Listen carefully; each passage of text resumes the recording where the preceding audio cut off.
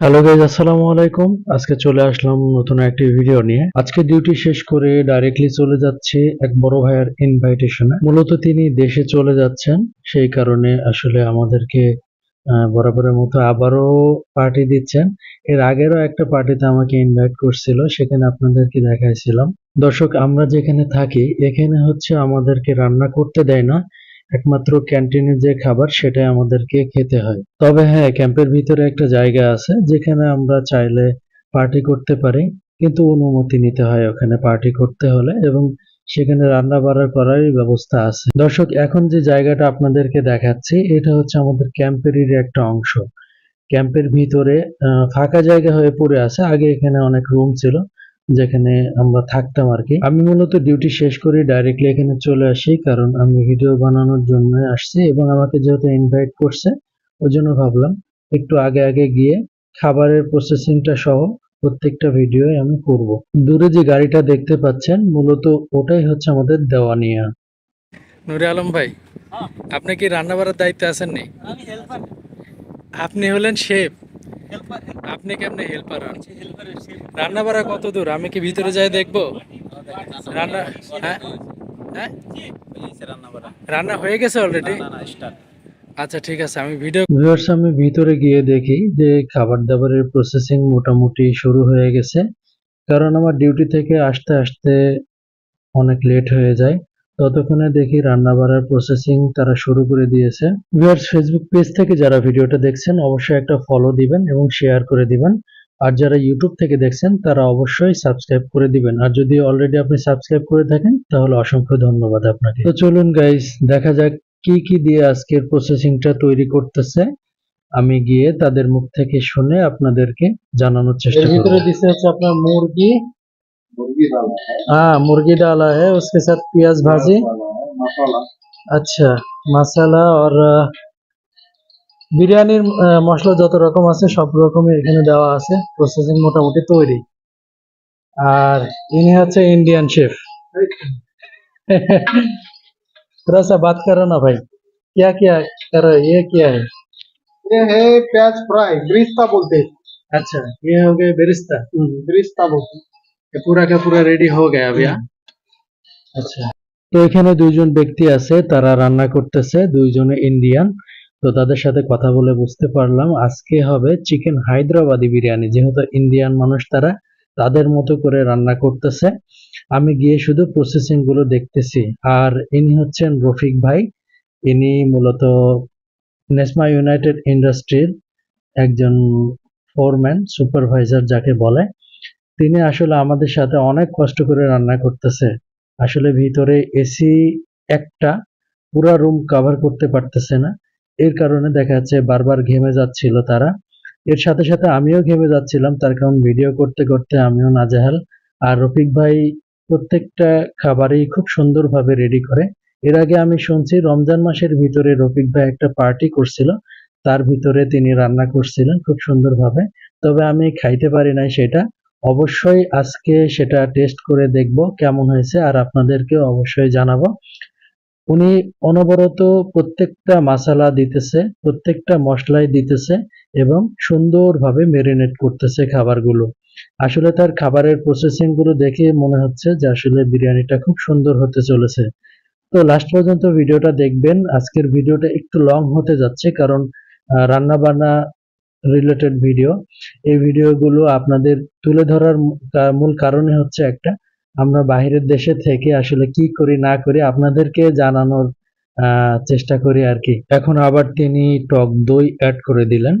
আসলে চিকেন হায়দ্রাবাদি বিরিয়ানি বানাইতে গেলে অনেক কিছু লাগে, যার ইনস্ট্রুমেন্ট গুলো আমি আসলে ভিডিওর মাধ্যমে তুলে ধরার চেষ্টা করতেছি। আপনারা দেখেন কত সুন্দরভাবে মেরিনেট করতেছে। এই খাবারটা রেডি হওয়ার পরে বোঝা যাবে যে আসলে টেস্ট কেমন। আমি এর আগে ইন্ডিয়া থেকে না খাইলেও বাংলাদেশের রেস্টুরেন্ট গুলোতে যেগুলোতে তৈরি করে চিকেন হায়দ্রাবাদি বিরিয়ানি, আমি সেগুলোতে টেস্ট করছি, আমি এর মজাটা বুঝি। তবে বাহিরের দেশে এসে রান্না করতেছে তারা, কেমন হবে আমি জানি না। এর সাথে সাথে এখানে অ্যাড করবে এখন রসুন। রসুনটা আগে একবার দিয়েছিল অল্প একটু। তো মেরিনেট করার সময় অল্প অল্প করে জিনিসপত্র দিয়ে মেরিনেট করতে হবে, যেহেতু বেশি জিনিস। তবে হ্যাঁ, এই প্রসেসিংটা করার পরে মেরিনেট করে পুরো মাংসটাকেই আলাদাভাবে র্যাপিং করে এটা রেখে দিতে হবে রেস্টে। তার কারণ এখন যে মশলাগুলো দিয়ে এটা মেরিনেট করতেছে, প্রত্যেকটা মশলার স্বাদই যেন মাংসের ভিতরে পৌঁছায় যায়, সেজন্য এটাকে মেরিনেট করে রেখে দিতে হবে। এখানে প্রত্যেকটা ইনস্ট্রুমেন্টই তাদের স্বাদ অনুযায়ী দিতেছে। আবারও দেখলাম যে টক দই অ্যাড করলো, কারণ তারা বারবার টেস্ট করতেছে, যেহেতু অনেক লোকজন খাবে, এখানে খাবারটা আসলে যাতে ভালো হয় সেই চেষ্টাই তারা করতেছে। তো এখন দেখলাম এটার সাথে আপনার লেবু অ্যাড করে দিল, কারণ লেবুটা না দিলেই না, লেবু দিলে নাকি টেস্ট আরো বেড়ে যায়। আর চিকেন হায়দ্রাবাদি যদি বিরিয়ানিটা হয় তাহলে অবশ্যই মাস্ট আপনাকে লেবুটা অ্যাড করতেই হবে। এখন এখানে স্বাদ অনুযায়ী কাঁচা মরিচ অ্যাড করা হলো, কারণ ইন্ডিয়ান মানুষজন তেমন একটা ঝাল খায় না। আমরা তো বাঙালি, আমাদের ঝাল ছাড়া কিছু চলেই না। তবে স্বাদ অনুযায়ী মোটামুটি মনে হলো যে ভালোই কাঁচামরিচ দিয়েছে। আমরা বাঙালি বলে কথা, কাঁচামরিচ ছাড়া চলে না। তো এখানে আবারও অ্যাড করলো পেঁয়াজ বারিস্তা, যেটা আসলে খাবারের টেস্ট অনেক গুণ বাড়িয়ে দেয়। এরপরে এখন শুরু হবে আসল খেলা। পেঁয়াজ যেটাতে বারিস্তা করা ছিল সেই তেলটা এখানে একদম গরম তেলটা দিয়ে দেওয়া হলো। এরপরে এটা দিয়ে সুন্দরভাবে মেরিনেট করে এরপরে মনে হয় যে এটাকে রেস্টে রেখে দিবে তারা। এখন রাইসটা হাফ বয়েল করার জন্য চুলার উপরে তুলে দিল। আসলে রাইসটা লাগবে এমন ভাবে সিদ্ধ, অর্ধেক সিদ্ধ হবে এবং অর্ধেকটা মাংসের সাথে সিদ্ধ হয়ে যাবে। পুরোপুরি দমের উপরে হবে আজকের প্রসেসিংটা চিকেন হায়দ্রাবাদি বিরিয়ানি। রাইসটা পুরোপুরি রেডি হয়ে যাওয়ার পরে এটাকে দিয়ে দেওয়া হচ্ছে মাংসের উপরে। আমরা যে মেরিনেট করে মাংসটা রেখে দিয়েছিলাম এটার উপরে এখন দিয়ে এর উপরে সুন্দরভাবে ডেকোরেশন করতে হবে। বিশেষ করে কাজু বাদাম, কিশমিশ, আলু বোখরা এই জিনিসগুলো বিরিয়ানির ভিতরে যদি দেওয়া হয়, বিরিয়ানির টেস্টটা নরমালি অনেক বেড়ে যায়। আর বিশেষ করে খাইতে খাইতে যে সময় মুখের উপরে পড়ে, মুখের ভিতরে যে সময় একটু মিষ্টি স্বাদ অনুভব হয়, সেই সময় কিন্তু বিরিয়ানির টেস্টটা অনেক গুণে বেড়ে যায়। উপরের ডেকোরেশনটা দেখে আমার কাছে সেই স্বাদ লাগতেছে, সেই স্বাদ। নরমালি ফুড কালার ইউজ করার পরে এখানে স্বাদ মতো দিয়ে দেওয়া হচ্ছে ঘি। ঘিয়ের পরিমাণটা একটু বেশি দেওয়া হলো, তার কারণ টেস্টে কোনো কম্প্রোমাইজ করা যাবেই না। এর সাথে সাথে ব্যাচেলার পয়েন্টের একটা ডায়লগের কথা মনে পড়ে গেল। পাশা ভাই যে ডায়লগটা দিছিল না, আমি তো আসলে ফ্রি খাইতে আসছি, ফ্রি খাওয়ানটা নাকি হেডা ভরেই খাইতে হয়।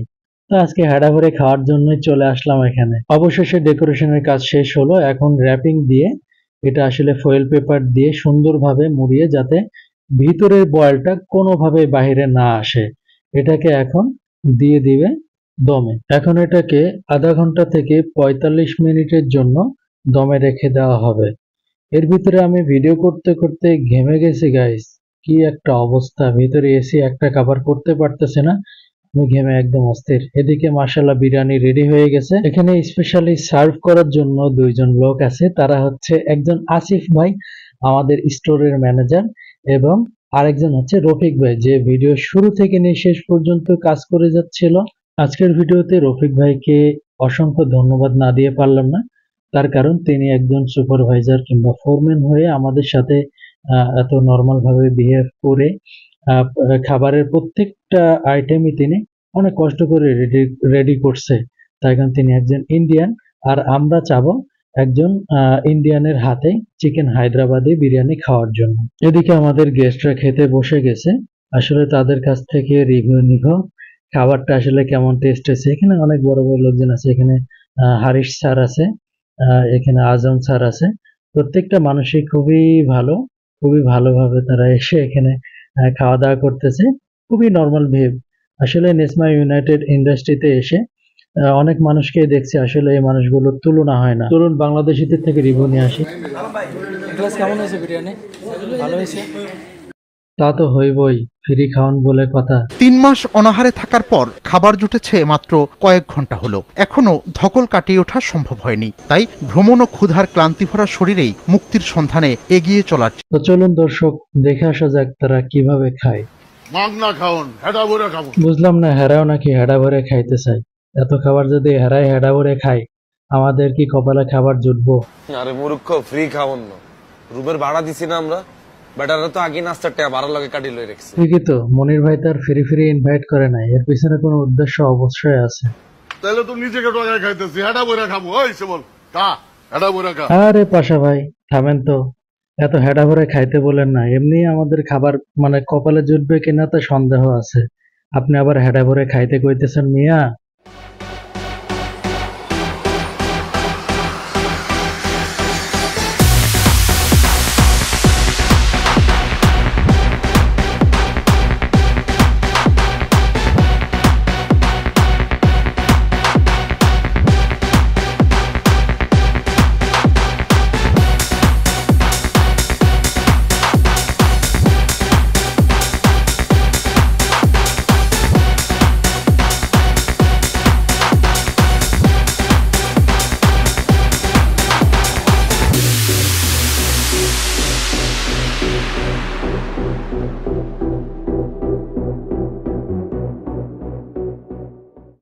মামা, এত থেকে মনির ভাই ভিডিও করা শুরু করে দিছে।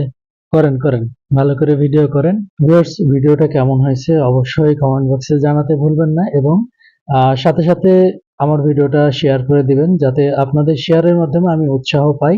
দর্শক, আমরা যেরকম ভাবে টার্গেট নিয়ে বিরিয়ানি রান্না করছিলাম, অত লোক আসলে হয় নাই। তো এখানে প্রচন্ড পরিমাণে গরম, এই কারণে আমরা রুমে যাব খাওয়া দাওয়া করার জন্য। দর্শক, অবশ্যই পেজটিতে ফলো দিতে ভুলবেন না। এর সাথে আমার একটা ইউটিউব চ্যানেল আছে, অবশ্যই আপনারা সেখানে গিয়ে সাবস্ক্রাইব করে দিবেন। দর্শক, ফাইনালি চলে আসলাম রুমের ভিতরে খাওয়া দাওয়া করার জন্য, যেহেতু ওখানে প্রচন্ড গরম ছিল। আর সেই পর্যন্ত ভালো থাকবেন, সুস্থ থাকবেন। আল্লাহ হাফেজ।